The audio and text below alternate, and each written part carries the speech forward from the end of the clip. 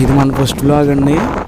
మనం ఈరోజు శివాలయం దగ్గరికి వెళ్ళి దర్శనం చేసుకుని అలా షాప్ దగ్గరికి వెళ్దామని బయలుదేరామండి. ఇలా శివాలయం దగ్గరికి వెళ్ళి దారిలోకి వెళ్ళండి వెళ్తున్నాను, గుడిలోకి వెళ్తున్నాను కదరా. గుడిలోకి వెళ్ళి దర్శనం చేసుకుని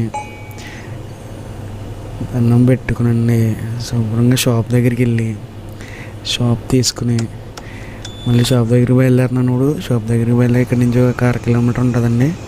చింతలమూరు గుడి అండి ఇది. మేము కేశదాసపాలెం వెళ్ళాలన్నప్పుడు షాప్ దగ్గరికి వచ్చేసామండి.